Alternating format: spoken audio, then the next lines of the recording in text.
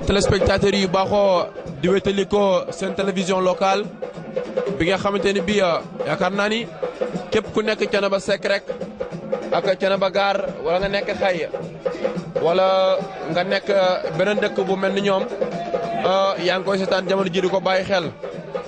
yaakaar naa ni nag comme ni ngeen ko baaxoo di waxee seen télévision locale bi di Thiénaba TV .com barki démb yaakaar naa ni match bi nga xamante ni moom doxoon ci diggante ASC Cosaan bu Mbar Diak ak ASC Entente bu Thiénaba Seck fële ca diwaanu stade municipal bu Xombol ñu match woon ko ngeen gis ko woon ko seen réseau point la demoon fa jëli woon ko ñoo tegal leen ko.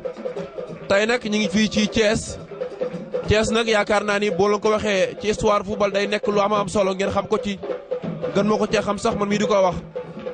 muy match boo xamante ni bii waa zone 10 tamit bu Thiénaba Seck tamit ñoo ko war a taxawee match boobu nag yaakaar naa ni day match bu am solo zone 10 bi nag équipe bi leen fi teewal mooy ASC Jamono bu Thiénaba Gare yaakaar naa ni xam ngeen ko bu baax muy ASC buubu boo bëgg lu muy def bu xam lu muy def aussi bu am tamit encadrement boo xamante ne bii macha allah encadrement bu baax la. yaakaar naa ni nag comme ni ngeen ko baaxoo équipe technique bi ngeen musaan di am rek yéen a ngi am comme caméraman sunu caméraman maison di Talla Sarr Moussa Ndiambe Gueye feggoo ci ak Mamour Diagne mu nekk loo xamante ni bi tamit sunu mbégte la bu baax a baax kon daal mbokk yi liñ ci mën a wax mooy jamono ji ñu ngi ci stade bu nga xamante ni bii moo nekk fii ci complexe bu Marina Fall bi. benn match bu dox nag ci diggante ASC Jamono ak benn ASC boo nga xamante ni mi ngi fii ci diwaanu Thiès match boobu nag di match préliminaire pour départemental yi ngeen gis noonu coup franc lañ am booba Diop moo ko door dugal na ko booba Diop doon bal bi attention bal bi jaar na ci suufu barre transversale bi bal bi jaar na ci kaw baax laa bëgg a wax ci kaw barre transversale bi mu nekk loo xamante ni bii vert blanc yi moom ngeen gis noonu muy ASC Jamono mu sol maillot vert blanc ASC bi nga xamante ne bii mooy ASC bi ñuy fubalal moo sol maillot rouge blanc yi ngeen gis gardien bu ASC mi ngi dégagé bal bi noonu mi ngay dégagé bal bi dégagé na ko jox na ko numéro 3 mu mbëkk ko numéro 3 bi jox na ko numéro 4 bi mu passe ko numéro 7 bi waaw Boubacar Diallo mooy contrôle bal bi noonu Boubacar Diallo il faut muy gaaw Bouba il faut mu jaaw jaajëf ba Kéba waa ballon pour le numéro 3 bu ASC Jamono jox na ko numéro 1 bi jox na ko numéro 1 bi waaye ki nga xamante ne bii mooy Bakar ne nag lu ma la may dara topp na ci ginnaawam Kéba ngi ci kawam di ko marqué numéro 14 bi dóor na bal bi dem na ci tànki Tafa Niass le gardien de ASC Jamono bu zone 10 bu Thiénaba Seck yaakaar naa ni nag match bi am na benn retard bu ndaw boo xamante ne bii amee nañ ko ci waaye nag du sunu coobare nag kat li nga xamante ni bii mooy stade bi pour nga dugg fi moo nekkoon problème ba tax na avant ñu dugg rek am na ay minutes yu ndaw yoo xamante ni bii dañoo rëcc ci match bi. waaye nag comme ni ñu leen ko waxee rek ànd nañoo ko sunu confrère ci mbir mi muy sunu kilifa di Moussa Ndiambe Gueye li nga xamante ni mooy waa direction bu seen réseau point net jëbal ñu fii ci stade bi ñu war a teew match boobu. dafa ñees dégagé na bal bi ñëw na ci kaw Boubacar Diop jug na ñëw na Cheikh Thiam attention Cheikh Thiam il faut nga résister numéro 5 bu ASC attention Boubacar attention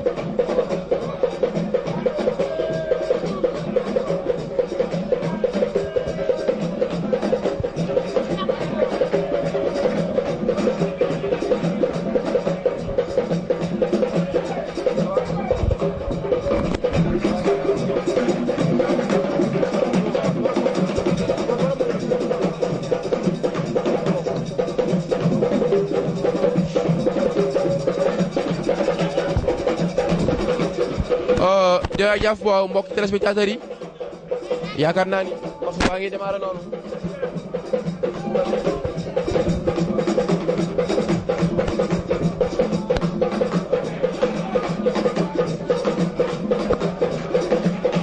yaakaar naa ni match bi jamono ji yombul ci côté ñaari ASC yëpp parce que boo xoolee kenn ku ne ci ñoom yaa ngi fas yéene noo mën a dëgëral sama sport mën a am dara waaye nag yombul daal ni ñu ko mën a waxee. numéro 4 bi dégagé bal mu génn partout ASC jamono ñoom tus boobule ngeen gis capitaine bi Koutouba Ndiaye war a effectuer tus bi numéro 8 bu ASC jamono war a effectuer tus bi noonu. équipe bi nga xamante bi nag moom la dama dajal dañ koo xamagul parce que ñi ngi doog a ñëw nii waaye nag ñi ngi ci wut information pour xam ko bu ko defee ngeen war ko mën a xam. faute arbitre na faute numéro 3 bu ASC jamono moo faute ba bi noonu arbitre ko faute mu nekk ci wetu surface su ASC bi nga xamante ne bii moom la waa jamonoy tasel. waaw yaakaar naa ni li nga xamante ni moom doon wut ay information muñ nañ ko am ASC bi nga xamante ni bii moom la waa ASC jamono bu zone 10 tasel ASC Ramdan la tudd ASC Ramdan moo sol maillot yu rouge blanc yooyu. ngeen gis noonu match bi fi ñu toll nii jamono ji métti na attention Cheikh Lo mooy contrôlé jox na ko numéro 3 ASC jamono numéro 3 bi def na benn croisé ñëwaat na ci Boubacar Diop attention Bouba c'est bon Bouba loolu baax na waaye Cheikh Lo moo war na def benn démarcation rek pour mën a récupérer bal bi. tous am na ci côté ASC Ramdan moo effectué tous bi noonu tous na ko jox na ko seen numéro 1 bi. Boubacar Diallo ko bal numéro 10 bu ASC jamono jëf na ko def na benn passe ci côté Njagatal mi ngi contrôlé Njagatal mi ngi daw malheureusement arbitre na faute waaw parce que numéro 4 bu ASC Ramdan bi di ginnaaw bu Njagatal jógee bay daw numéro 6 bu jamono bi da koo jàpp ba mu ko jàpp na te jàpp amul ci football loolu tax arbitre coup franc waaye jamono ji nag mi ngi démarré ba léegi 0 bi partout ci ñaari équipe yëpp ASC jamono bu Thiénaba Seck jóge zone 10 amagul benn but waaye ASC Ramdan moom tamit amagul benn but. comme ni ngeen ko baaxoo daan amee rek ci seen match yu xew yu mel nii ñu daan ànd ak suñu confrère ci mbir mi di Moussa Ndiambe Gueye l'expérimenté en foot Moussa Ndiambe Gueye ki nga xamante ne bii lépp lu wax ci football rek mën na koo takk attention Boubacar Diop orzo coup franc la arbitre na coup franc en faveur bu ASC Ramdan ma doon wax ni Moussa Ndiambe Gueye lañ àndal comme niñ ko baaxoo di ànd ak moom rek.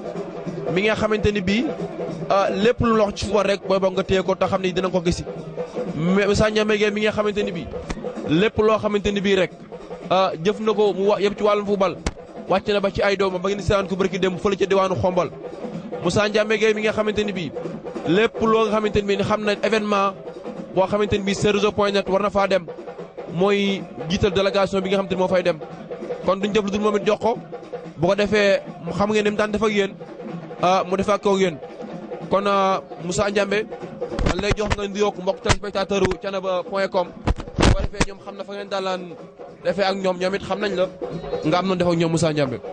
Mamour, bonsoir à tous les téléspectateurs de Thiénaba.com.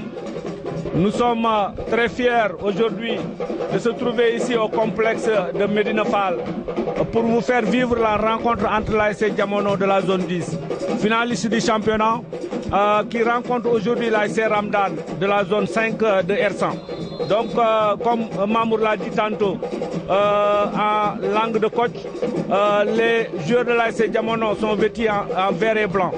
De jolis maillots revêtis par les joueurs de l'ASC Jamono. Mais de l'autre côté, on a vu aussi les rouges blancs de l'ASC Ramdan de la zone 5 de R100.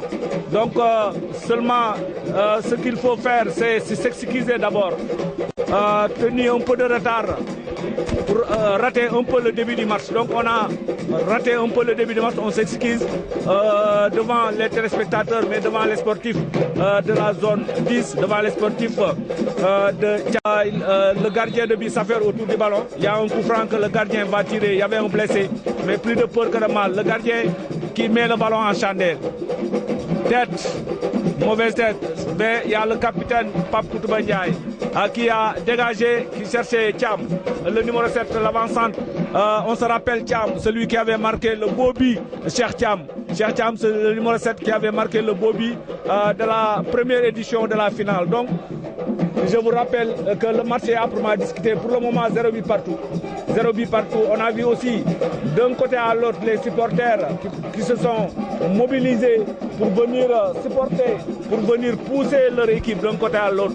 L'ASC Ramdan et l'ASC Diamono de la zone 10. Donc 0 but partout, Mamour Diagne, entre les deux équipes.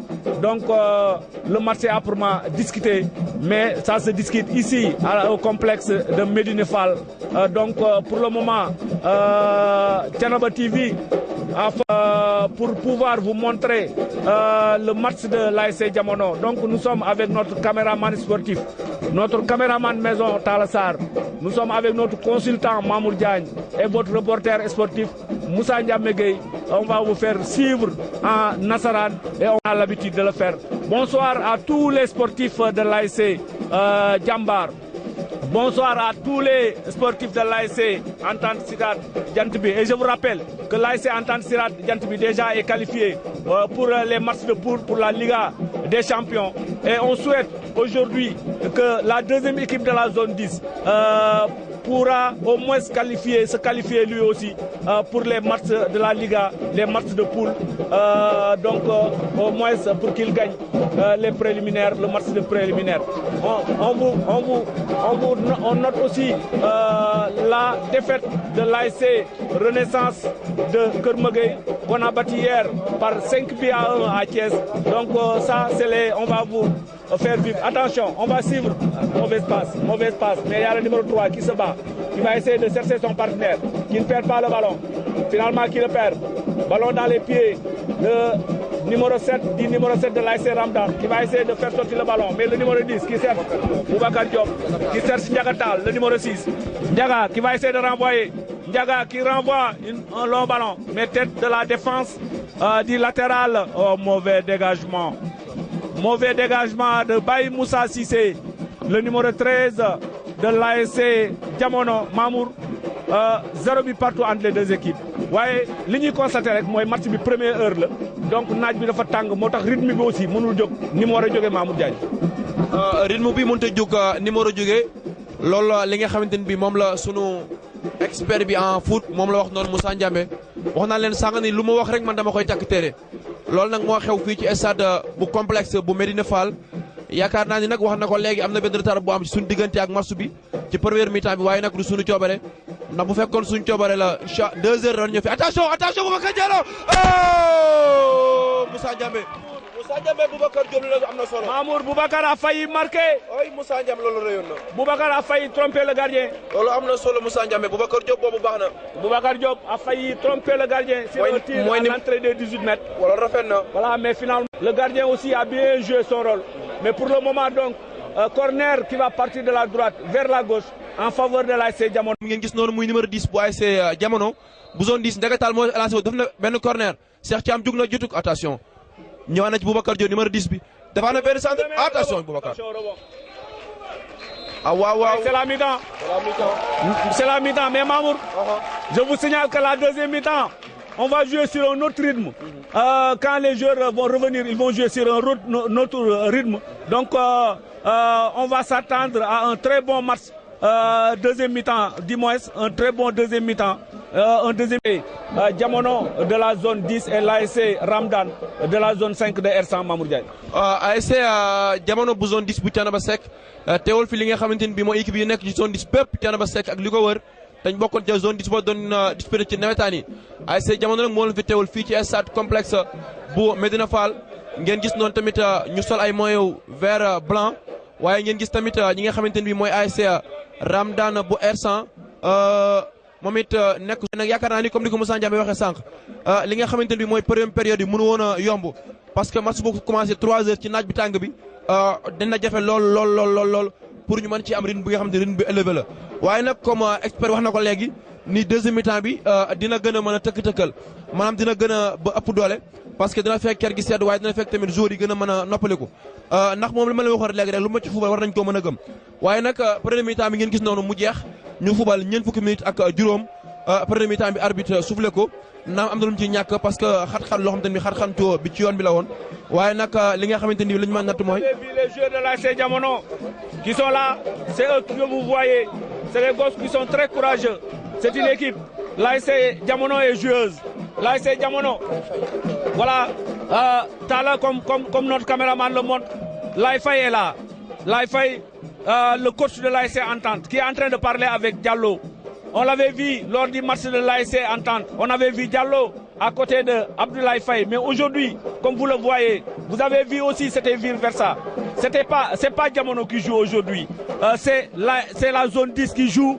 C'est pourquoi il y a les Babacar Ndiaye, il y a les Diaw, il y a tout le monde est là pour prêter main forte à l'équipe de l'ASC Diamono de la zone 10. Donc Diamono moom ñëwoon na fa indi soutien ASC ki nga xam te mooy ASC bu Thiénaba bi tey nag Laye Faye ñëw na tey pour fay bor bi waaye nag bor boo xam tamit ñu ngi koy saluer bu am solo kon nag jamono ji lañ leen mën a waxal mooy ni 0 bi partout ASC Diamono amagul benn but ASC Ramdan bu zone 5 bu R100 moom it amagul benn bit kon nag duñ def lu xanaa Moussa Ndiaye boo amul leen loo ci yokk rek ñu bàyyi ba deuxième mi-temps. waaw Mamadou liñ ci yokk rek mooy wax ni supporters yi ñëw nañ supporters yi nag buñ ko waxee supporteru Diamono la ak supporteru zone 10 yëpp mooy supporteru Entente supporteru Jambar supporteru Déggo supporteru aussi raay bi képp koo xam ne rek vraiment dafay supporter sport déplacé wu nga Thiénaba ñëw jàppale ñi nga xam ne ñoom ñooy joueuru Diamono yi. gis nañ ci beneen côté bi aussi ñu ngi gis en remplaçant yi nga xam ne ñoom ñooy remplaçant Diamono yi ñoom ñooy échauffé wu fële di tàngalu rek pour ñu bañ leen a bett ndax ñi nga xam ne moom ñoom ay remplaçant lañ sa jamono bu nekk rek war nañoo mën a dugg ci terrain bi jamono bu nekk moo tax seen yaram war naa mën a tàng ñu gis leen noonu macha allah numéro 9 numéro 2 yàlla numéro 14 Moussa Ndiaye et ya Madjodia Madj comme on le dit comme les intimes le disent je crois que c'est lui il est là aussi le numéro 14 le numéro 4 Abdou Ndaw Diallo le numéro 4 il est là donc le banc est riche le banc de l'ASC Diamono est riche Mamour Diagne donc pour le moment mën nañu noppalu tuuti rek bu ko defee ñu dellu si waat deuxième mi-temps bi xanaa di delluwaat rek di excuser wu ci kanamu supporters yi ci kanamu téléspectateur u Thiénaba TV.com di leen jégalu ci retard bi nga xam ni moom la ñu am ci début match bi bañ leen jox rek début match bi mais incha allah xañ na sax yàlla na tardé googu nekk lu gën yàlla na tardé googu nekk victoire u Diamono loolu la ñuy ñaan donc on prie pour que l'ASC Diamono gagne le match l'ASC Diamono se qualifie pour les Ligues des champions le match des poules ça vraiment c'est le souhait de tous les sportifs de la zone 10 c'est le souhait de l'équipe de Thiénaba TV pour suivre la deuxième mi-temps du match entre l'ASC Ramdan et l'ASC Diamono de la zone 10 Mamour. ci kanam kon yaakaar naa ni Talla bu ko defee. voilà mbokki téléspectateurs yi. yaakaar naa ni comme ni ñu ko waxee woon sànq rek ginnaaw bi nga xamante ni bii première mi-temps bi booroon na ñu ñëw ci li nga xamante ni bii mooy deuxième mi-temps bi waaye nag nañ bàyyi xel ni jamono ji nga xamante ni bii première mi-temps bi mi ngi dafa fekkoon li nga xamante ni bii ñaari équipe yëpp ñu témboo woon ci 0 bi ñaari équipe kenn ku nekk dugalu woon dara loolu nag moom la ñu war a continuer ci ñaareelu pàcc bi waaye yaakaar naa ni. ASC bi nga xamante ne bii mooy ASC Diamono bu zone 10 jóge Thiénaba moo fi ñëw fii ci stade stade bi nga xamante ni mu nekk fii ci complexe bu Medina Fall war fee jàkkaarloo nag benn équipe boo xamante ni bii ma nga jóge fële ca zone 5 bi nga xamante ni mooy zone bu R100 match bi nag di match boo xamante ni bii match la boo xamante ni bii match préliminaire nañ ko moo tudde ndax boo amee ndam rek da ngay mën a bokk ci li nga xamante ni bii mooy match de poule yi ñu war a mën a commencer nag li nga xamante ni mooy départemental yi loolu nag ngeen gis noonu deuxième mi-temps bi di waaj a commencer ngeen gis noonu bal bi nga xamante ni bi waa ASC Diamono bu zone 10 bu Thiénaba Seck ñoo war a def centre bi noonu ñu gis Cheikh Thiam numéro 7 bu ASC Diamono mu taxaw noonu ngir war a li nga continuer li nga ñu war a démarrer li nga xamante ni moom mooy deuxième période bi waaye comme ni ngeen ko waxee woon sànq rek match bi jamono ji première période bi jàlloon na ñu war a démarrer arbitre bi joxe na coup d'envoi deuxième mi-temps bi Boubacar Diop teg na bal bi dóor na ko mu dem na ci camp yi li nga xamante ni mooy camp yi ASC Ramdan bu zone 5 bu R100 Moussa yaakaar naa ni deuxième mi-temps baa ngoogu ñuy commencé liñ ci mënoon nattoon nag te li nga xam ne mooy premier mi-temps bi waxoon nga ko sànq mooy ni rythme bi dafa xawoon a baissé tuuti parce que waxoon nga ko sànq ni naaj bi dafa tàngoon tamit heure bi du heure moom tamit bi heure football la waaye nag deuxième mi-temps bi ne woon nga tamit dina xaw a dëgër tuuti loolu nag moom nga ma waxoon ci première mi-temps bi deuxième mi-temps baa ngoogu nag Moussa Ndiambé. Deuxième mi-temps bi Mamour le coup d'envoi est donné mais ce qui m'étonne un peu c'est que Pape Koutouba Ndiaye est un milieu de terrain, mais il est en train de jouer comme latéral. Je ne sais pas pourquoi, mais Pape Koutouba, il a un rendement vraiment extraordinaire. Mais ça, le coach est mieux placé pour savoir ce qui se passe. Donc, en tout cas, le capitaine Pape Koutouba Ndiaye, le numéro 8, il est en train de faire son match. Donc, pour le moment, c'est un coup franc qui se situe dans la zone de l'ASC Diamono de la zone 10, que va tirer le numéro 14, qui est son partenaire, qui met dans la pointe. Mais il y a, attention, incompréhension entre Moustapha Niass et Keba. Mais plus de peur que de mal, Keba est sorti pour prendre le ballon. Keba, Niass Moustapha donc, est sorti pour prendre le ballon. Donc long dégagement de Moustapha Niass qui atterrit dans la cuisse du numéro 10, le numéro 6 qui va essayer de renverser. Mais finalement, il perd le ballon. Donc, rythme bataille dans le milieu de terrain. Le numéro 16 qui perd le ballon. Attention, ballon pour qui? Le numéro 4 qui va essayer de troubler Pape Koutouba Ndiaye. Mais finalement, qui revient et rythme bataille. Le numéro 10, Boubacar Diop. Boubacar Diop qui a failli marquer tantôt. Attention, introduction. Oh, mais c'est pas terminé, Mamou. Cherlo, c'est pas terminé. Le numéro 6, Tal. Tête. Attention, Thiam. Finalement, qui est un peu court. Voilà, donc l'ASC Diamono est menaçant. L'ASC Diamono est menaçant le gardien de Ramdan qui dégage. Ballon, rythme bataille entre Keba et l'avant-centre numéro 15 qui va essayer de trouver son partenaire qui décroche un tir. Mais il y a Moustapha Niass. J'ai failli dire Aliou Niass, son père. J'ai failli dire Aliou Niass. C'est pas Aliou, c'est Moustapha. C'est Aliou, son père. Qu'on salue de passage. Je salue aussi sa maman, Awofal. Je le salue. Coucou à toute la famille Niass qui se trouve à Thiénaba. Donc, coup franc en faveur de l'ASC Diamono. Bakar qui va se lancer, qui met dans la boîte. Oh, Cheikh Thiam. Cheikh Thiam, il faut bien se positionner, Cheikh Thiam. Cheikh Thiam, le numéro 7, doit bien se positionner. Donc, dégagé par le gardien. Balle aérienne. Mauvaise tête. Le numéro 3. Le latéral qui dévie. Ballon pour le numéro 10 de l'ASC Ramdan. Finalement, le numéro 3, latéral, qui se bat, qui donne à son numéro 11, qui va essayer de trouver dans le milieu de terrain pour le numéro 10, Boubacar. Boubacar, il est bien. Boubacar Diop. Il est bien, Boubacar Diop. Le numéro 10, Manchallah, de l'ASC Diamono. Attention, Pape Koutouba Ndiaye, qui se bat. Finalement, oh, faute. Mamour, faute de Pape Koutouba Ndiaye sur le numéro 4 de l'ASC Ramdan. Faute Moussa, parce que numéro 4 bobu il fallait mu def noonu ndax kat bu ko deful woon noonu rek mën naa gën a avancé te bu koy avancé mën na lekk leneen ci ASC Diamono. waaye nag Pape Koutouba Ndiaye dafa nekk koo xam te ne bii day zone bu mag du zone bu ndaw parce que boo gisee am na yi weesu si ginnaaw dafa nekk ay parcours yu am solo parce que moom dafa nekk zone bi nga xam te ni mooy zone yi bokk nañ zone yi gën a mag fii ci zone 10 bu Thiénaba bokk nañ ci zone yi parce que moom capitaine la. Pape Koutouba il n'est pas âgé, Mamour Diagne. Ah non, xale la. C'est un jeune, Pape Koutouba. xale la. Oui, donc il a joué trop tôt peut-être. Bon coup franc. Il y a Niass qui est là-bas. Tafa, quand il est là, je suis confiant. Voilà, xam naa loolu. Voilà. Donc Tafa, relance de Tafa pour son latéral. Numéro 3, hors-jeu. Cherlo, hors-jeu de Cherlo. C'est pas Cherlo musicien. C'est pas Cherlo musicien. C'est Cherlo, le numéro 11 de l'ASC Diamono. Cherlo, numéro 11 bu ASC Diamono. moo def benn faute noonu arbitre tiré ko. Numéro 3 bu ASC Ramdan moo jël ci ginnaaw noonu pour dul coup franc bi.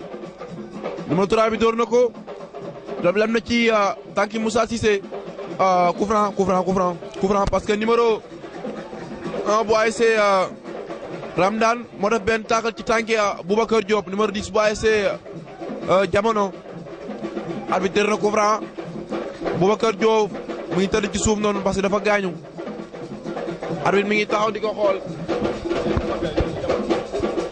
waaye ñi ngi saluer li nga xamante ni bii mooy taxawaayu waaye njàppandal bi nga xamante ni bii am na ci zone 10 bu Thiénaba Seck parce que buñ gisee ci côté supporter amul benn ASC boo xamante ni des nga foofu buñ gisee ci ASC entente Stade Jant bi joueurs yi sax ñëw nañ asutuma ak supporters yi parce que gis nañ sànq ci première période bi Laye Faye di coach ASC entente bu Thiénaba mono loolu nag mbokk gi ñuy woote bennoo bu ñuy woote ci zone 10 bu Thiénaba moo dox ci Thiénaba Seck ñëwaat dox fi tamit ba ci Thiès loolu nag mu nekk lu ñu rafetlu loolu kon daal lañ mën a jàpp mooy ni ci côté supporter fu ne waaye jóge dafa ñëw joueurs yi nga xamante ni tamit seen numéro mi joueur ñooy football ñoom it ñëw nañ fekkee ci match bi bu ki nga xam mooy Bokar mooy door noonu door na ko mu ñëw ci côté Cheikh Lo mi contrôlé Cheikh Lo il faut nga résister Cheikh Lo mooy comment attention Cheikh Lo wala baa ngi tànki Cheikh Lo yu ba léegi wala baa ngi tànk def na benn centre contrôlé na ko numéro 3 waaye see Ramdan bu zone 5 bu R100 match bi nag jamono ji yaakaar naa ni xaw naa dëgër loolu ci ñaari côté yëpp wala baa ngi continué ba léegi attention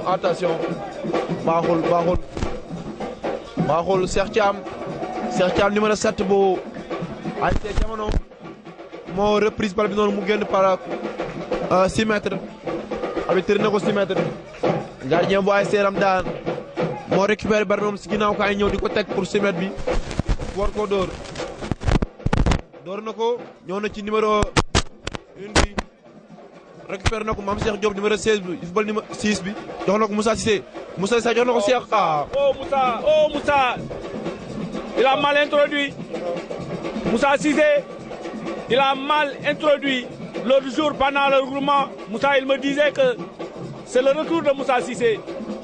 Il faut qu'il nous le prouve aujourd'hui. Attention, Cheikh Thiam qui est sorti, qui va finalement Cheikh Thiam. Cheikh Thiam.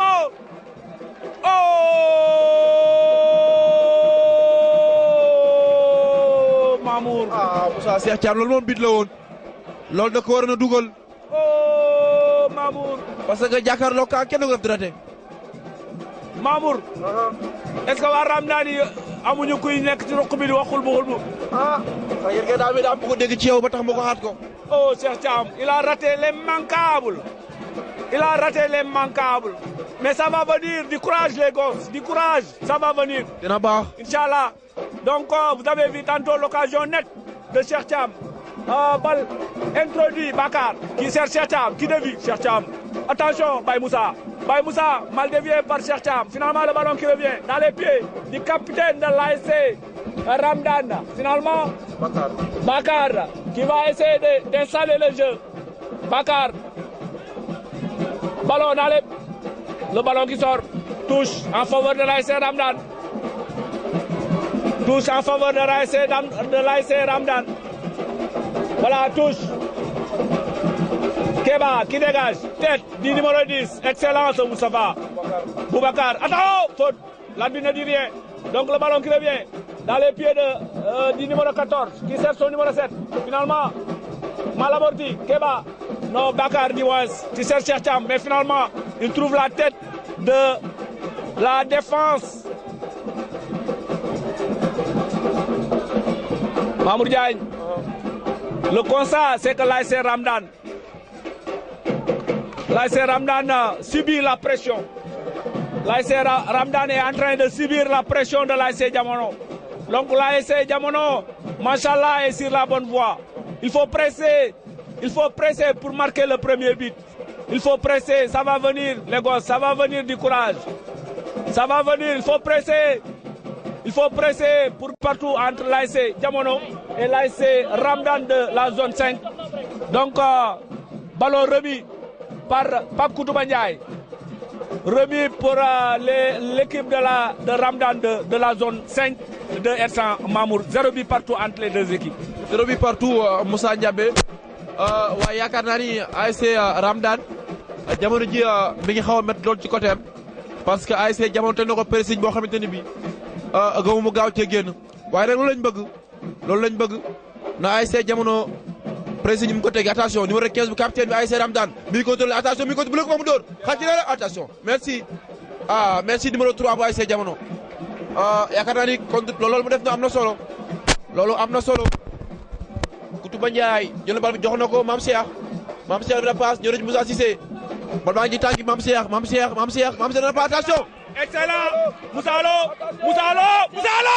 oh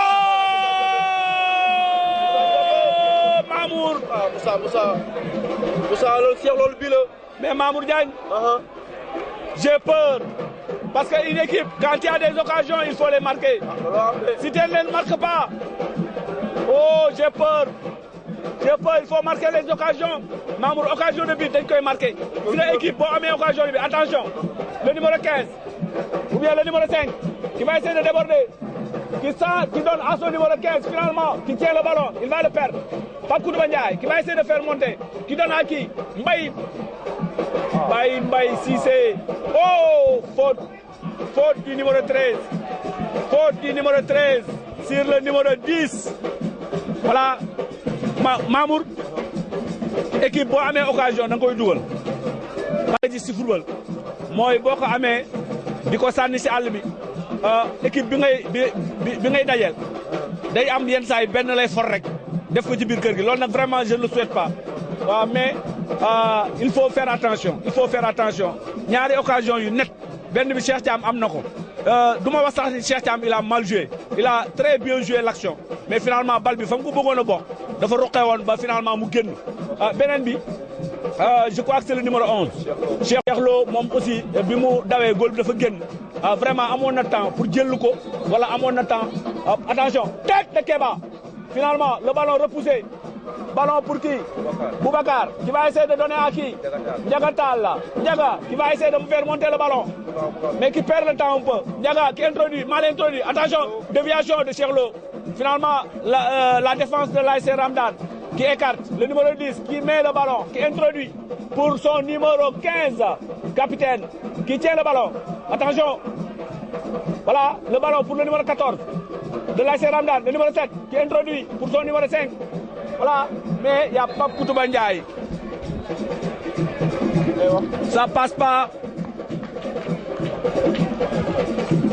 Mamour Pape Koutouba moom xam nga lan lay def moom bu mënul jot ballon bi rek jot yeel yi loolu laa gën a wóor Moussa ci football la bokk comme Talla Niasse noonu lay footballé mënut a ñàkk parce que Talla Niasse noonu lay footballé dafa am loo xamante ne bi moom bal bi rek bàyyi yeel yi soo mu tam la fa gën daal moom da ngay jël bu sës rek si on n'a pas ce que l'on veut on se contente de ce que l'on a looloo am Moussa Ndiambé voilà ballon bien tiré au-dessus de la barre transversale loolu wóorul Moussa Ndiambé loolu wóorul voilà au-dessus de la barre transversale 0 but partout Alassane de Mbardiak de la zone 9 donc et hier on nous dit que l'ASC Renaissance de Keur Magueye a été battu par 5 buts à 1 donc ici à Thiès donc pour le moment on souhaite que l'ASC Jamono se qualifie pour qu'au moins la zone 10 ait 2 équipes qualifiées pour la Ligue des Champions.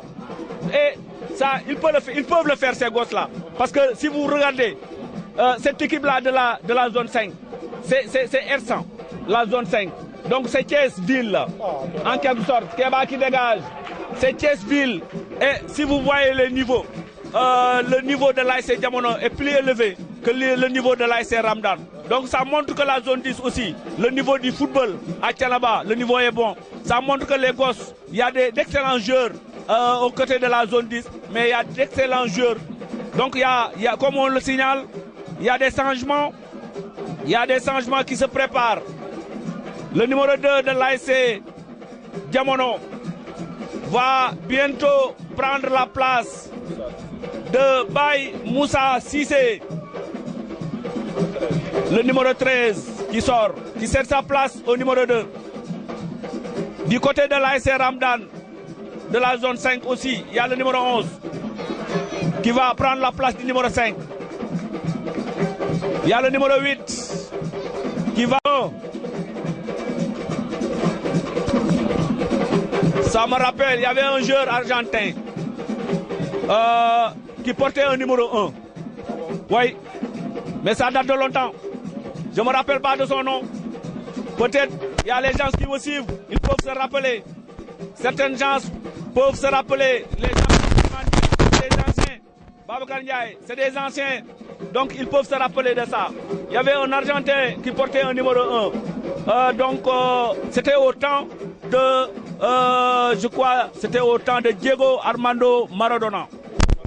Oui. Donc le jeu continue, Mamour Diagne. Faute sur le jeu de l'ASC Diamono. 0 but partout entre l'ASC Diamono de la zone 10, l'ASC Ramdan de la zone 5 de R100 de Thiès. Mamour Diagne. Match bi mu déroulé normalement. match bi mi ngi déroulé normalement loolu nag mi ngi xew fii ci complexe bu Medina Fall doon dox ci diggante ñaari ASC bu ne jóge ci benn zone bu nga xamante ni bii zone bu ñu xam la bu ñu ràññee la li nga xamante ni bii nag mooy ASC Diamono bu Thiénaba boobu ma nga jóge ci zone bu ñuy wax zone 10 bu Thiénaba moom fa la jóge tey ñëw fii représenté zone 10 bu Thiénaba Seck ngir war a mën a ñëw fii ci match préliminaire yi pour mën a gagné match bi moom la ñuy ñaan. waaye ASC bi nga xamante ne bii tamit mooy ASC Ramdan moom it jóge fii ci Thiès bokk ci benn pàcc ci Thiès mooy R100 bokk tamit ci zone 5 bu R100 moom it moom ngeen gis noonu mu sol mooy rouge blanc yi waaye nag li ma leen waxoon sànq rek fu ne waay jóge na fa supporters yi ngeen di seet noonu. ma sekk ñëpp ñoom it ñëw nañu tey fii ci match bi waaye nag jamono ji ñu wax ak yéen ñu ngi ci deuxième mi-temps bi ASC Diamono am na fi ñaari occasion de but waaye ñaari yëpp yàlla def na dugalul waaye nag nañu gën a dëgëral nañu gën a téye rek Moussa Ndiaye nee na dina baax ci kanam tuuti loolu nag du wax ju nga xam ne bii wax ju ñu gëm la di wax ju ñu bàyyi xel parce que li ma leen waxoon sànq rek ni nit moom bu ko yàlla mayee xelam màcc dara même bu ko waxee même boo gëmul sax yow fexe cee bàyyi xel waaye ñun sax duñu wax ni gëmuñu parce que yàgg nañoo wax ñu teg suñu bët kon tey bu ñu waxee loolu war nañoo mën a gëm match baa ngi déroulé ba léegi ci diggante ñaari ASC yi Mame Cheikh Diop moo la bal bi noonu ñëw na ci capitaine numéro 15 bi capitaine bu ASC Ramdan def na benn passe contrôlé na ko moom Mame Cheikh Diop ñëw na ci Boubacar Diop mi ngi contrôlé la attention passe yu baaxoon na ñëw na ci numéro 4 bu ASC Ramdan numéro 4 bu ASC attention. Mamour waaw Moussa. seetlu bi mooy lenn mooy équipe bu Ramdan bi dañoo sonn waaye ils sont fatigués équipe bu Ramdan bi dañoo sonn dafa mel ni dañoo gëj a compétir n'est-ce pas léegi nag loola lenn rek moom mooy régler affaire bi mooy comme ñoom équipe bi ñuy Diamono ñoom booy macha allah am nañ jambu yi dégg nga wax bi équipe bi bu sonnee da nga leen di teg pression gis nga boo leen tegee pression 5 minutes duñ ko attan fin match bi normalement Diamono moom moo ko war a moom dans la logique. Parce que l'équipe bi ma gis actuellement nii dafa sonn l'équipe est en train de souffrir. C'est pour permettre à l'équipe de récupérer un peu donc loolu ay faute tactique la yoo xam ne ni vraiment je ne sais pas xaw ma banc bi seetlu nañ ko wala seetluwuñ ko muy banc wu Diamono mais buñ ko seetluwoon moo d'ordre bi ñuy joxe ci milieu terrain bi mooy nañu teg benn pression xam nga benn touche de ballon tak yéegal ballon bi teg leen pression 5 minutes bu boobaa di nga seen filet yi mu yëngutu Mamour Diagne loolu maa la ko wax. loolu la yaa ngi ko wax Moussa Diame mais attention occasion am na ci diggante coup franc am na ci côté ASC Ramdan ci seen 18 le numéro. gis nga fi mu taxaw. jërul reculer bu ko téyee foofu rek. téye ko foofu teg leen pression bi parce que ñoom mënuñoo def ñaari course fii ak à l'union mënul nekk c'est pas possible. constat boobu man lan laa def bu ñu leen teg keppee rek. képp teg leen pression bi yéen leen ko tuuti. walaay léegi mu neex. dañ leen teg pression attention Ndiaga Tall Ndiaga il faut ngay contrôler action bi. kon yaakaar naa ni dégg ngeen ko muy loo xamante ne bi expert defati na ko muy ne jamono ji moom seetlu na ni ASC Ramdan dafa sonn parce que mën naa am dañoo gën a compétir wala leneen xaw ba tax ñu sonn kon nag mi ngi ñaan ñi nga xamante ne bi ñooy waa course yu ASC Diamono nañ gën a wax booy ñu téye ligne bi ci côté militaire yi bu ko defee ñu bañ a reculer ñu tëj leen téye ci seen pàcc ñoom bu ko defee. est-ce que yaa ngi gis góol bi ni muy perdre le temps. waaw relancer yaa ngi gis góol bi. maa ngi gis loolu ndax muy perdre temps. maa ngi parce que xam nga. aywa rythme bi la. waaw rythme bi la. rythme la bëgg a caché. waaw rythme bi la. dama bëgg a caché. waaw c'est le rythme de la zone 10. attention ballon pour qui Kéba bi qui va essayer de sauver. Kéba qui dégage en touche. Voilà. Allez Moustapha Niasse qui est un peu fâché. Moustapha qui est un peu fâché. Parce qu'il voulait que Keba joue le ballon avec lui. Voilà. C'est un bon joueur. C'est un bon joueur aussi. C'est un gardien. Mais c'est un bon joueur. Il a un bon pied. Keba, Machallah. L'autre là, Moustapha. Donc touche en faveur de l'ASC Ramdan.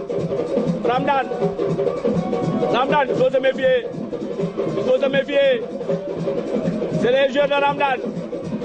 Attention, Tafa qui s'impose. Dégagé par Moustapha Nias. Long dégagement pour Cheikh. Cheikh, il faut tenir le ballon. Cheikh, il faut se battre. Voilà, finalement, Cheikh, Pape Koutouba Ndiaye. Une bataille, c'est pas perdu. Voilà, Boubacar Diop. Boubacar, attends!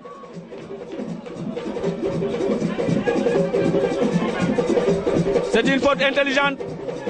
C'est une faute très intelligente du numéro 2. Je ne comprends pas pourquoi l'arbitre ne l'a pas donné un carton jaune. Pourquoi l'arbitre ne l'a pas donné un carton jaune? Parce que c'est une faute très intelligente. C'était pour retarder un peu le jeu. Et finalement, il a réussi. Donc, coup franc pour Boubacar Diop, le numéro 10. C'est un bon joueur. Machallah, techniquement, il est bien, ce Boubacar. Voilà, Boubacar Diop. Boubacar Diop, qui va essayer de mettre dans la boîte. Qui introduit, le gardien va la prendre. Finalement, il le prend en 2 temps. Le gardien de l'ASC Ramdan prend le ballon en 2 temps, il relance pour son latéral. Qui va mal. Voilà, le numéro 2, le rentrant, qui a sorti le ballon. Qui a sorti le ballon. Mamour, est-ce que ce terrain-là n'est pas plus large que notre terrain qui est à la zone 10? Ah, loolu de Moussa yaakaar naa ni est-ce que tollu wuñ Moussa. Mamour terrain bi rëy na de. Mamour terrain bi rëy na de. terrain bi rëy na de. waaw terrain bi rëy na. rëy na loolu wax nga dëgg de. waaw rëy na trop. rëy na. wute naag terrain jant bi de. wute naag suñu terrain moom. waaw wute naag terrain jant bi de. wute naag terrain jant moom. waaw terrain Talla Niasse bi. Talla xam na ko. waaw terrain boobu. non ce 14 là je croyais que c'était Madia. non c'est Ousmane Boub. Ousmane Boub. Le frère de Madia. Ah, c'est son frère? C'est son frère, oui. Ah, d'accord, donc c'est le même sang. C'est la famille Boubène. C'est la famille. C'est le même sang. Rite bataille, Bakar. Finalement, qui va introduit. Mais il y a Moussa Vagnas. Cheikh Cham. Il n'est pas technique, Cheikh Cham. Ndiaga, qui tient le ballon. Il faut tenir le ballon. Ndiaga, il faut tenir le ballon. Babacar Diop. Faute sur Ndiaga. Faute sur Ndiaga Makhtar Tall. yaakaar naa ni Moussa la nga waxoon daal. waaw day bëgg a ñëw parce que faute yi bëri na loolu. déet faute kii la faute tactique la. xam nga fi ñu toll nii gars yi peut-être fi ñu leen teg. waaw moo tax saa yu kenn jóge ci ñoom rek. waaw seen adversaire yi. waaw di waa jamono. waaw dañ leen teel a galgal ñu daanu. waaw Mamour numéro 16 bi mu ngi génn. numéro 16 bi maam Seya mooy jox place Ousmane Boub waaw. Ousmane Boub. boobu nag booy bu mën a fubal la. ah c'est un bon footballeur. xam naa ko bu baax. Ousmane Boub. il rentre dans le milieu de terrain. Ousmane Boub. Clin d'œil à toute la famille Mboubène. Clin d'œil à toute la famille Mboubène. Attention, dégagé en chandelle. Qui a atterri, mauvais dégagement. Mais finalement, il y a Keba. Il faut remettre. Voilà, finalement, il le remet. Il donne à Inde. Oh! J'étais en train de jouer à travers ma langue. Mamour Diagne, ci làmmiñ laa doon footballé. waaw Inde naa ko de. voilà am Ndiaye Joxol Diop. Attention, le numéro 2. Il touche la balle. Pape Koutouba Ndiaye. Pour qui? Boubacar Diop, introduit.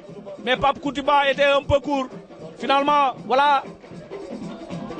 Le défenseur qui est en train de souffrir, si on le voit. Le défenseur, l'axe central. Pape Koutouba Ndiaye aussi est en train de souffrir.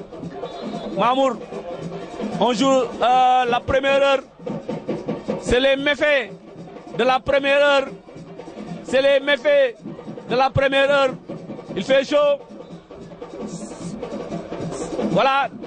Donc, vous avez vu le banc de touche de l'ASC Diamono. Diallo, docteur Diallo. Il y a l'autre Diallo qui est en train de coacher l'ASC Diamono.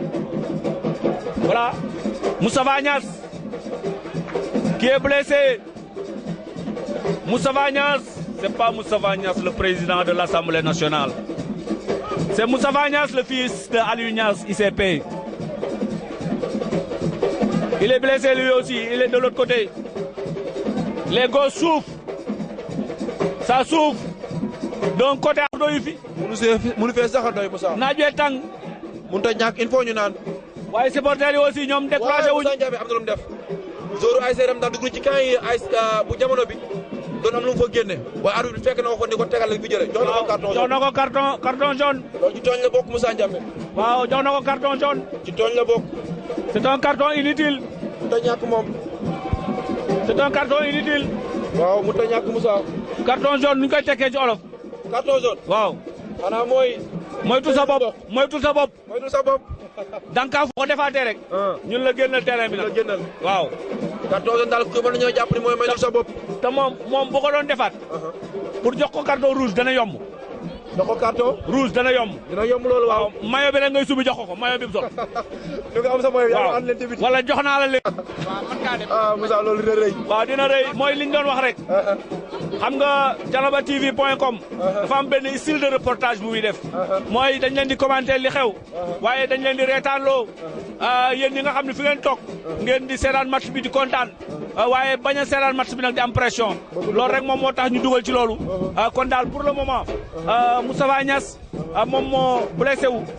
gis nañ sapeur pompier moom moo nekk ci wegul Mamour Diagne ñu ngi ànd ak suñu équipe bi nga xam ni moom lañ dépêché fii ci complexe bu Médina Fall ànd ak Talla Sarr ci caméra bi waaye ñu ngi ànd ak suñu beneen mbokk caméraman Talla Niasse notre fameux Talla le fameux Talla bi nga xam ne keroog moo def affaire bi nag foofu laa yem tey waaye tey ñu ngi ànd ak aussi ki nga xam ni moom mooy macha allah ànd aussi ak notre reporter maison Moussa Ndiamé Gueye Moussa Ndiamé Gueye wala El Hadji Moussa Ndiamé Gueye. ah daa war a jot na de Moussa. jot na il est temps. nañ ko def. El Hadji Moussa Ndiamé Gueye. na ko téléspectateurs yi ñaan waay. il est temps. dafa jot sëg. El Hadji Moussa Ndiamé Gueye. loolu dafa nekk lu ñuy ñaan. yaa ngi ko ñaan na jot waaye jot na. bu defee sax nag ñu am reporter boo xamante ne bi dem na Màkka. waaw ah loolu baax na ci de. ah loolu dafay baax. waaw est-ce que xëccoo du am. xëccoo du am de. wax dañuy tirage de. est-ce que booba xëccoo du am. parce que boobaa man mii sax damay teg micro bi dafa filmé. di filmé. ah waaw jël na ko. am na xam na ci muy àndal. est-ce que booba directeur du ñëw. directeur day filmé moom it de. ah est-ce que booba attention tête de Cheikh Thiam. voilà mal dosé 0 but partout. 0 but partout. entre l'ASC Ramdan. waaye Moussa Ndiamé. te est-ce que Tembo mën naa am ci match bi Moussa. Tembo mën naa am Mamour. mën naa am. Tembo mën naa am waaye li ma mën a wax mooy ku njëkk a dugal gagné. ah loolu xew de parce que jamono ji. waaw fi mu nekk nii. ku njëkk a dugal rek da nga gagné match bi. ah. waaye bu ñu Tembo. dañuy dem série penalty directement. mënut a ñàkk waaw. voilà donc touche en faveur de Pape Koutouba Ndiaye le capitaine de l'ASC Jamono qui va effectuer la touche. Pape Koutouba le numéro 8 qui va chercher son partenaire qui cherche le numéro 11 finalement le ballon est repoussé encore en touche. Voilà Pape Koutouba qui va effectuer la touche qui donne à Cheikh Lo Cheikh Lo doxandem Cheikh Lo doxandem mooy lan waay. Cheikh Lo musicien. C'est lui qui avait chanté doxandem day daani sa doole. waaw Cheikh Lo c'est pas lui hein. C'est Cheikh Lo footballeur mais c'est pas Cheikh Lo musicien. Cheikh Lo son nom me rappelle Cheikh Lo doxandem. Voilà donc touche en faveur de l'ASC Ramdan le numéro 4 qui cherche le numéro 15 Boubacar Diop. Boubacar mon numéro 10 Boubacar Diop. Aujourd'hui c'est pas la famille Gueye c'est Diop. la famille Diop. oui numéro 10. famille Diop la famille Talla Niasse. waaw Talla Niasse la oh qui perd le ballon le numéro 8 contre-attaque attention c'était dangereux loolu wóorul Moussa. Mamour waaw loolu wóorul. tiitoon nañ moom. waaw tiitoon nañ Mamour. parce que comme da nga wax sànq ni ku njëkk a dugal yaay gagné. waaw ah maar day taale bu duggoon tey suñu ko defee fu ñu jëm. waaw. kon nag. lu mu wax.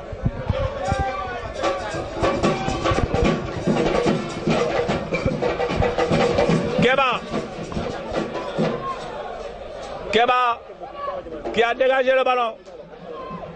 qu'est-ce qui se passe avec Moustapha Niasse? Qu'est-ce qui se passe avec Tafa? Tafa dafa blessé nag. Mamour, on a besoin de Tafa. ah mu te ñàkk moom dafa war a. Mamour, on a besoin de Tafa. dafa war a xam ne match tey moom matcham la. On a besoin de Moustapha. mun ta ñàkk ci match bi Moussa Ndiambé. Moustapha, il faut tenir. ah nañuy jàppale rek nag Moussa. On a besoin de Moustapha. nañuy jàppale ci match bi nañuy jàppale. Moustapha Niasse qui est couché. parce que su ma juumul baa bi est-ce que moom doomu ñëw fi sax. Non, il y a un gardien remplaçant. Mais on a besoin de Moustapha. On a besoin de Moustapha. Moustapha moom Moussa Ndiaye mënu fekk. xam nga Moustapha moom soxla nañ ko surtout sax. ñuy ragal ni. ñuy ragal ni. ah Mbaykan Mbeke entente la nekkoon. ah Mbaykan sa deuxième femme est de jamono. ah bon loolu tax mu nekk jamono kon léegi. Mbaykan sa deuxième femme est de jamono. déggoo ne tey jamono la nee ñu xool ko ci kaw. Mbaykan le supporter numéro 1 de l'ASC Entente. ah kon tey moo. mu ni mooy supporter numéro 2 bu jamono. Voilà mooy supporter numéro 2. nee na mi ngi ci kaw di xool match bi. waaw soo ko nañ ko léegi mu wàcc di joxe ay consigne. wàcc na. waaw dafa yenu match bi Mbaykan dafa yenu match bi. waaw mënut a ñàkk il faut mu yenu ko. waaw da koo yenu. waaye yàlla bu mu karamp fi mu toog. Mbaykan. dafa yàlla bu mu karamp fi mu toog. loolu la ñëwoo ko xanaa Moussa. am na gars yu koy def de. am na gars yu koy def waaye xanaa loolu Mbaye ñëwoo ko def de. Mbaye moom xam naa sportif la moom. moom sportif la day entraîné. waaye bokkut ak ña ma xam ñoo xamante ne bi daal. waaw dañu bëggoon day entraîné waaye saa ñu demee karam. non entraînement boobu la. boo xëy na loolu la xëy na loolu gars yi ko xon. wala loolu la xëy na loolu la ko. dañ koo xon. demoon reportage Mbour samedi. wax nga dëgg ak taxawaay demoon reportage Mbour samedi ca jàngi Serigne Ousmane yi. wax nga dëgg kon aw fay lu yàgg di filmer. kon looloo rey tànk yi. waaw loolu xam naa ni moo yow nag yaa ngi doog a wax nag. looloo rey tànk yi Moussa. waaye Talla Niasse ne ko Mbour ko karampuloo. Mbour la mi ngi doog a leer da ko war a leer. mi ngi doog a leer da ko waroon a wax. bu ko waxoon mu yàgg. Voilà, donc pour le moment, y a Moustapha Niasse qui est blessé.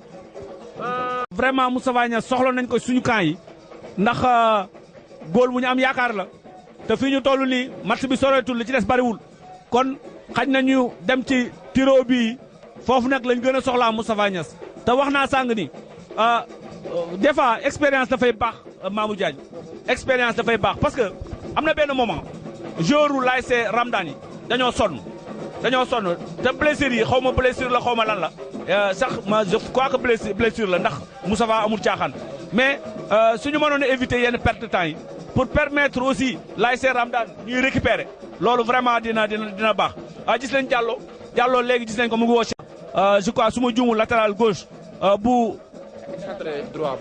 excentré droit bi Ndiagatal voilà mu ngi woo Ndiagatal ak Cheikh Thiam mu ngi leen woo di rectifier di waxtaan ak ñoom voilà donc moom Diallo donc mu ngi def rôle malgré que góolam blessé na waaye moom gis nga fi mu le coach de l'ASC Jamono il est en train de garder le sang-froid les supporters ne sont pas découragés ils sont là en train d'animer ils se sont déplacés partout dans la zone 10 pour venir soutenir pour venir prêter main forte à l'ASC Jamono de la zone 10 Mamour Diagne pour le moment ragal nañ ne plus de peur que de mal Moustapha Niasse mu ngi takkaat dàllam loolu lañ soxla yàlla na yàlla def jàmm Moustapha Niasse jógaat ak jàmm ñu ngi saluer son père Aliou.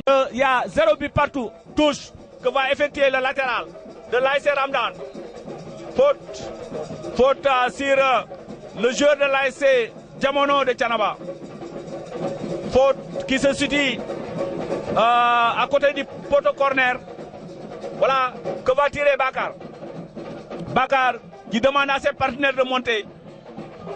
Bakar qui s'élance, qui met dans la boîte finalement, mauvais dégagement de Bakar. Bakar qui remet le ballon en touche. Bakar qui a mal négocié le ballon. Donc Mamour, pour le moment, 0 but partout entre l'ASC Ramdan et l'ASC Jamono pour la zone 10 bu Thiénaba. 0-0 ci diggante ñaari équipe yëpp. parce que jamono ji ngeen waxante yéen deuxième mi-temps bi ñuy doog a door deuxième mi-temps bi métti woon na lool ci côté ASC Ramdan ASC Jamono nag tegoon na ko pressing ba waaye ginnaaw seen intelligence parce que ñoom boo gisee ay mag moo ëpp seen équipe bi intelligence bi ñu doxalee moo tax ba fi ñu toll nii ñoom noppalu war nañ ba jugaat mais nag dara nag fi ñu toll nii moom yaakaar naa ni ASC Jamono mi ngi ci ay guddeem waaw ndax nekk ci ay guddeem mooy match bi jeexagul. waaye Moustapha Niasse ngeen gis noonu mu yor bal bi noonu parce que am na lu mu bëgg li tax mu def noonu am na lu mu bëgg waaye nag Moustapha Niasse moom dañuy wax ni lépp lu mu def rek am na lu tax mu def ko ndax day gardien bu mag Koutouba Ndiaye ay waay Koutouba kooku tuuti nga rey ko de. Moussa va il veut amener l'équipe vers les séries de penalty. xëy na loolu la bëgg Moussa Ndiaye. C'est ça qu'il veut Moussa Niass. xëy na loolu la bëgg parce que lui il est très confiant. Parce que l'autre jour je vous rappelle lors du match de l'ASC Entente Sirat la finale de la première édition il y avait un penalty que l'arbitre avait tiré mais les joueurs de l'ASC Diamono n'étaient pas d'accord. La réaction de Moussa Niass d'appeler les renseignements les échos il a poussé attention Ramdan raam na moytu leen Ramdan moytu leen muy raam ba daan moytu leen Ramdan xam nga Ramdan mën nañoo ñëw bañ fay def dara waaye di raam di ñukki waaye Ramdaanu laa bëgg tey mu nekk ko. Ramdaanu Cheikh Thiam mais Cheikh il faut pousser le ballon devant Cheikh il touche le ballon Cheikh il faut pousser le ballon devant. Cheikh na continuer course. Les buts les camps se trouvent devant les camps ne se trouvent pas derrière Cheikh Thiam. dafa bëggoon ko jàppale ci action boobu. non mais Cheikh il a une pointe de vitesse. Pape Koutouba Cheikh a une pointe de vitesse. Il pouvait utiliser vraiment sa pointe de vitesse Cheikh Thiam. Il pouvait utiliser sa pointe de vitesse Cheikh Thiam. Voilà le numéro 7 qui va mettre dans la boîte. Il y a Bakar. Excellent Bakar. Mauvais relance de Bakar. Bakar moom yaakaar naa ni ren dafa mel ni taxul woon a bokk mais bi ñu amee Gossas am seen finale yi. commencé dugg. Bien joué. Il y a Bakar mais il y a Keba qui est derrière. Le ballon n'est pas perdu. Le numéro 15 qui se bat finalement. Le numéro 2 pour Pape Koutouba Ndiaye qui va essayer de faire monter le ballon. Pape Koutouba finalement qui obtient la touche. Pape Koutouba intelligent Pape Koutouba Ndiaye. Pape Koutouba moom gaynde la. Gaynde Sibi. waaw gaynde Sibi la. waaye Sénégal Ndiaye. waaw. Ndakaaru Ndiaye. Gaynde Ndiaye mara wàcc. Pape Koutouba Ndiaye. daal moom gaynde Ndiaye. Sénégal Ndiaye. Koutouba Ndiaye. Gaynde Ndiaye mara wàcc. voilà Mamour loolu baax na. wane na boppam bu baax. C'est la fin. Je le disais tantôt. Donc on va aller directement au tir au but. Entre l'ASC Diamono et l'ASC Ramdan. Mamour Diagne, le niveau de la zone 10 est bon. Le niveau de la zone 10, quel que soit Alpha, c'est le constat qu'on vous donne aujourd'hui. La zone 10 a un très bon niveau. Mais Mamour, un autre constat, l'ASC Diamono compte sur ses gosses. L'ASC Diamono depuis le début des Navétanes, il fait partie des équipes qui ne vont pas, comme nous l'avons dit, voilà, ils ne font pas de mercenaires. Ils sont contre les mercenaires, l'ASC Diamono. L'ASC Diamono, il compte sur ses gosses. L'ASC Diamono compte sur ses gosses, ça c'est excellent. Mamour Diagne. Donc c'est pourquoi aujourd'hui, ils ont montré du bon jeu. Ils ont poussé l'équipe.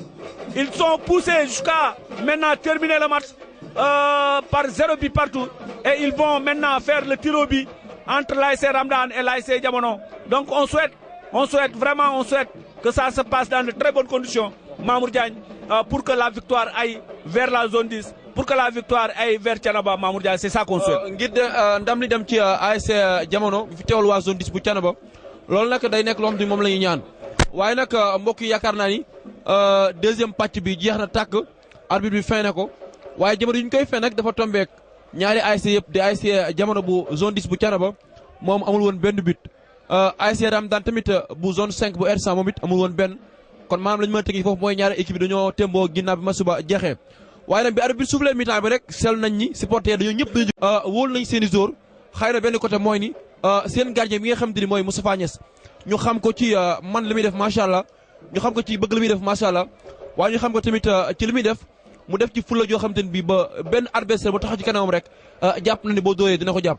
yaakaar naa ni jamono ji arbitre baa ngi jawwale ca point de pénalty ba ñu war a dóore ñu gis numéro 15 bu capitaine bu ASC Ramdan bu waaye Moustapha numéro 18 bu gardien bu ASC Diamono moom it ni ñu ko waxee sànq rek di xale bu ñu wóolu macha allah di ñaan yàlla tamit yan ñu gagné série bi Moussa Ndiambé Moustapha nga taxaw ci camp yi gardien ASC Ramdan qui va tirer le premier penalty. le joueur, le numéro 15 de l'ASC Ramdan. Il s'élance devant Moustapha Niass, qui s'élance, qui tire et qui marque. À contre-pied. Contre-pied du numéro 15 de l'ASC Ramdan. Donc l'ASC Ramdan qui marque le premier penalty. Donc 1-0 pour l'ASC Ramdan. ASC Ramdan door na penalty bi njëkk ci série bi numéro 15 mu nekk seen capitaine moo ko door contre-pied ko mu dugg kon lañ mën a jàpp mooy ASC Ramdan bu R100 teg na penalty bi moo njëkk a door njëkk naa dugal kon nag yaakaar naa ni série bi mi ngi door noonu ngeen gis ko ASC Ramdan moo njëkk a door. Mamour. C'est Moustapha qui tire le premier penalty de l'ASC Jamono. Ah xëy na mu may partenaire am fit. Moustapha Niass. Le gardien de l'ASC Jamono qui tire le premier penalty de l'ASC Jamono. Moustapha Niass qui s'élance devant le gardien de but de l'ASC Ramdan. Moustapha qui s'élance avec son gaucher qui marque. loolu rëy na Moussa. À contre-pied. loolu rëy na Moussa Ndiambe. Contre-pied Moustapha Niass. Je t'ai dit tout à l'heure qu'il a un bon pied, machallah. Il a un bon pied. Donc un penalty tiré de partout, un but partout entre les deux équipes. ñaari équipe yi kenn ku nekk door na benn penalty ASC Ramdan moo njëkk a door dugal na benn ASC Jamono ñëw door Tafa Niass moo ko door Moustapha gardien bi ñoom it moom it contre-pied dugal lu rëy kon nag mën nañoo jàpp ne ñaari équipe kenn ku nekk ñoom door nga sa benn ba dugal nga ko mu des ñaareelu penalty bi nga xam te ni ASC Ramdan moo ko door Moussa Ndiambe. Mamour, le numéro 8 de l'ASC Ramdan, qui s'élance, il est devant Moustapha Niass. Le numéro 8 qui s'élance, qui tire et qui rate. Tafa jàpp na ko Moussa. Oui, Tafa Niass. Moussa Tafa jàpp na penalty. Il n'est pas mal, Moustapha Nsawara. Il n'est pas mal, je te l'ai dit. nga ma ko de Moussa. Moustapha, il n'est pas mal. Vous voyez, Moustapha Niass vient de sortir le deuxième penalty de l'ASC Ramdan. Donc l'ASC Ramdan a tiré 2 penaltys. Il a marqué 1 et finalement il a marqué. Donc l'ASC Jamono. Ndiaye et Ndakaaru Ndiaye. Ah loolu rëy na Moussa Ndiambe. Thiès lu ñuy wax Thiès Ndiaye. Thiès kaay. Pape Koutouba qui tire et qui marque. loolu rëy na Moussa Et qui marque. Pape Koutouba Ndiaye, le capitaine. loolu gardien du ko jàpp Il a donné Moussa. un bon exemple. Voilà, il demande à Tafa de prendre le ballon. Pape Koutouba Ndiaye, vous avez vu le geste de Pape Koutouba. Tafa, il faut prendre les pénaltys. Tu as les capacités. Ils sont confiants. Il dit que c'est fini, on va rentrer. Il dit que c'est fini, on va rentrer. Parce qu'ils ont, machallah, Moustapha Niass. C'est pas le président de l'Assemblée, je le dis à tout moment. Mais c'est le fils de Aliou Niass, de l'ICP. Donc Moustapha, le numéro 14. Qui va tirer de l'ASC Ramdan, qui va tirer le 3e penalty de l'ASC Ramdan de la zone 5 de R100. Numéro 14 bi moo ngi gis noonu mooy door 3e penalty bi ginnaaw ba numéro 8 bi dooree sànq ñoom ci seen ASC boobu di ASC Ramdan Moustapha Niass génn na ko numéro 14 bi mi ngi deltu ginnaaw. Le numéro 14 qui s'élance, qui tire et qui marque. Contre-pied. contre-pied. Contre-pied parfait. contre-pied bu rëy la. Contre-pied parfait du numéro 14. neexut a jàpp de Moussa. 3 penaltys tirés par l'ASC Ramdan. Il a marqué 2, il a raté 1. Le penalty que vous voyez.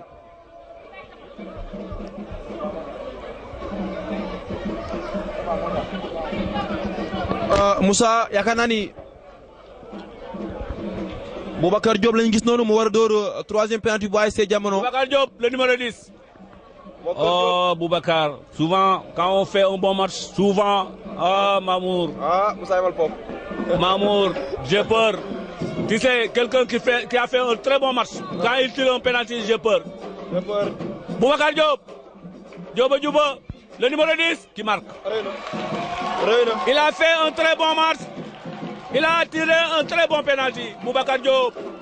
def na match bi rëy Moussa Ndiambe. Boubacar Diop. Boubacar Diop. Lat Dior Diop nga de la tir. Lat Dior Diop ngone la tir.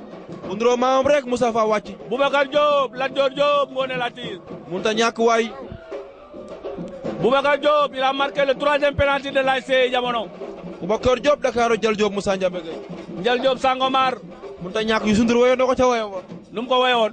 ah fekk ko wooy damay xale fekk ko wooy Moussa fekk nga ko Mamour woyal rek fekk ko wooy waaw voilà Mamour 4e penalty de l'ASC Ramdan numéro 10 bo le numéro 10 ma ngay deltu ginnaaw Moussa yàlla na nekk 0 comme chiffre bu mujj bi ma ngay door añase na ko c'est fini dafa añase na ko Moustapha Niasse Moussa waay amuñu fayam Mamour waxoon naa la 10 bi mooy door waaye yàlla na chiffre bu mujj bi ñëw 0 ñaan nga nangu na Moussa Ndiame Gueye 0 Moussa Ndiame Gueye 0 ba ginnaawoon ci ginnaaw ba nekk na ca kanam si toutefois que Kéba marque c'est fini kon bokk lañ mën a natt mooy bu Kéba dugalee rek su Kéba dugalee mu jeex tàkk nag jamono daal di gagné si toutefois que Kéba marque le penalty c'est fini kon na waa gars yi ñëpp na ñëpp ñaan bal Kéba dugal ko si toutefois que Kéba marque c'est fini na ko Kéba dugal waay moom la ñuy ñaan il faut prier waa Thiénaba Gare il faut prier waa Thiénaba Seck il faut prier waa Xay Bawal il faut prier Touba Gueye Anen ba Kër Ibra ñaan il faut prier waa zone 10 il faut prier waa zone Kéba le numéro 5 l'expérimenté Kéba l'expérimenté Kéba l'expérimenté Kéba moo war a dugal noonu qui va tirer le dernier penalty Kéba s'il marque c'est fini Kéba qui se lance qui tire et qui marque dugal naa jeex na Moussa Ndiame Kéba dugal et qui marque Moussa Ndiame Kéba dugal na Kéba l'ASC Jamono a gagné ASC Jamono gagné na la deuxième équipe de la zone 10 est qualifiée waay alhamdulilah la leen doon ñaan la deuxième équipe de la zone 10 est qualifiée zone 10 gagné na fii ci stade bu Xoyes la deuxième équipe de la zone 10 est qualifiée complexe Medina Fall la ko gagné la deuxième équipe de la zone 10 est qualifiée maa ngi gis Moussa Diallo mu retaan les Ligues champions maa ngi gis Thiel Zori kontaan l'ASC Jamono vous l'avez vu ils sont en train de savourer leur victoire ngeen gis entourage bépp ay vous kontaan l'avez vu tantôt gis naa Ablaye Diaw ak Moussa Diallo ñu akolaate c'est la zone 10 qui s'embrasse Ablaye Diaw président gis naa ko ci zone bi c'est la zone 10 qui s'embrasse supporter yëpp a ngi reetaan Moussa Diallo Adama Diop le politicien Adama Diop le conseiller municipal il était là il s'est déplacé depuis Thiénaba pour venir voir ce qui se passe il s'est déplacé Adama Diop il s'est déplacé comme vous l'avez vu ils sont là derrière les gosses Adama Diop il s'est déplacé pour venir supporter pour venir pousser les gosses voilà vous l'avez vu ils savourent leur victoire l'ASC Jamono savoure la victoire l'ASC Jamono savoure la victoire l'ASC Jamono savoure la victoire l'ASC Jamono qualifié pour la Liga des Champions donc Mamour je l'avais dit Mamour Diagne la zone 10 a un très bon niveau il parvient cette année à placer 2 équipes au match des poules au Liga des Champions donc ça c'est excellent merci à tous les dirigeants merci à tous les sportifs merci à tous les supporters merci à Moustapha Niasse le gardien de l'ASC Jamono merci à Moustapha Niasse le gardien de l'ASC Jamono Moustapha congratulé par les supporters Moustapha salué par les supporters félicité par les supporters Moustapha Niasse il a fait un très bon match là vous avez vu voilà Mamour commentaire ma loolu Mamour. waaw Moussa Ndiame Gueye yaakaar naa ni kontaan ak mbégte moo ko waral parce que boo gisee supporter yaa ngi ne woy naa leen ruube yéen a war a ruube képp ku ruube rek yéen ay bàyyam moo taxit ñoom ñi ngi wane seen bopp ñu ngi ruube parce que li dafa neex nga jugee dëkk ba dëkk ñëw fekk nit ci dëkkam gañe ko loolu lu gañe bu leer nañ a fekk ànd ak say mbokk ànd ak say supporter ànd ak say entourage bu baax loolu dafa nekk lu neex wax nga sànq tamit waa zone 10 wane nañ seen manit parce que boo gisee ASC Entente Stade Jënd yi bëri na moom demee xombal la fa wane da nekk lu rëy ba ñëpp apprécié ni ASC Entente biiral bu zone 10 bi am na solo mais tey bi jamono ñëwaati fii ci diwaanu Thiès daje fekk ASC Ramdan bu zone 5 bu R100 wanete na maninam wanete na lim mane wanete na lam jëlee zone ba yaakaar naa ni nag kontaante ñal na ñëpp ñi nga xamante ne ñu ngi doon supporté ASC Jamono kontaan na ñal na ñëpp ñi nga xamante ne bii ñoo nekkan ci zone yi ASC Jamono yi waaye ñal na course ASC Jamono bi jamono ji nag Jamono gagné na Jamono gagné na waa zone 10 gagné na waa Thiénaba moo tax nag kontaan nañ trop kon nag duñ def lu wàcc ci suuf nag. voilà ñu wàcce rek ñu wàcc xool. coach ñu ngi lay ziar félicitations d'abord lan nga yëg seen nañ la nga sotee tëb vraiment contentement. je suis content parce que genre yeeweeku la daal parce que dama leen wax tey ne nekk nañ fii di football nawetaan boobu ba tey waaye match bi moom a gën a am solo parce que match yi bu ñu ko gagné dañuy dugg dans l'histoire du football waxuma la sax Thiénaba rek mais ci Thiès aussi parce que xam ngeen ni départemental yi mel dafa am enjeu dafa am nu mu demee ren donc moo tax moo kontaan ba tëb noonu. waaw coach niveau zone 10 ak niveau bi nga fekk fi. non man match bi yéen ñëpp seetaan ngeen ko le match là ku seetaan match bi xam ne on devait le gagner sur le terrain on a eu des occasions on les a pas exploitées mais on a bien tenu on a montré du beau jeu alhamdoulilah. Moustapha s'il vous plaît. Moustapha amul daw. Moustapha. waaw loo yëg.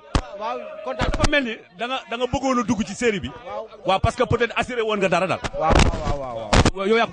waaw man maa ko bëggoon parce que demoon na benn instant boo xamante ni yaakaar nañ ne bii mënut a am for loolu rek moo doon kii bi solution bi quoi ñu jéem a rey temps bi dem série jéem a jàppale équipe bi bu dee ñaari penalty sax ñu génne ko mu jeex ñu gagné ak mu jeex.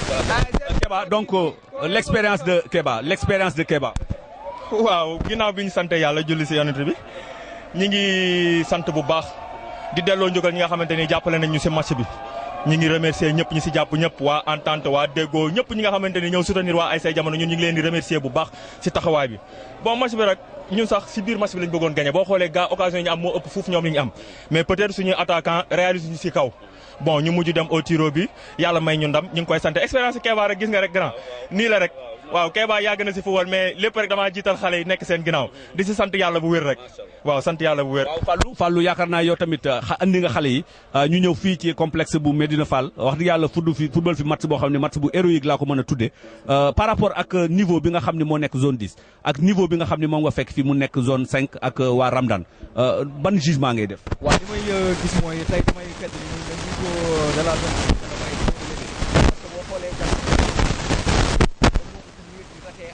occasion yu bari te boo xoolee même en zone Jamono doon am problème parce que foofu am na yenn yoo xam ne dañu ay problème mais tey c'est pas le cas dafa ñëwoon dominer waa ji mais mënta dugal yàlla dimbaluñu par série la ñu gagné tey nag vraiment dañu kontaan parce que Thiénaba dafa fort surtout bu jugee rek di dem pour man dañoo war a am ndam parce que ñu yàgg ci football loolu ku ne xam na ko ci histoire Thiénaba quoi maanaam taarixam vraiment daal merci beaucoup merci la zone merci Sen TV bu Thiénaba ca kaw ca kanam Thiénaba ca kaw ca kanam lépp daal zone bi la. lépp zone bi la Thiénaba ca kaw ca kanam gis nga rek ñu nga àndoon ak équipe bi nga xam ne moo équipe bu reportage bu Thiénaba TV.com Talla Sarr moo nekkoon ci caméra bi ak Talla Niass waaye Mamour Diagne moo nekkoon consultant Moussa Ndiame Gueye moo nekkoon seen reporter sportif maison fii ci complexe bi nga xam ne mooy complexe Medina Fall ngeen gis Jamono moom moo qualifié par tir au but contre l'ASC Ramdan bu zone 5 bu R100 gis nga rek donc l'ASC Entente qualifié na ci Liga des champions bi l'ASC Jamono qualifié ci Liga des champions lii mooy wane ni niveau bi nga xam ne macha allah moom moo nekk zone 10 niveau bu baax la donc merci à tout le monde merci à tous les téléspectateurs merci à tous les sportifs à la prochaine fois incha allah ci yeneen i daje dañ leen won li nga xam ne moom mooy xew ak fu mu mën di xewee ci biir Sénégal incha allah.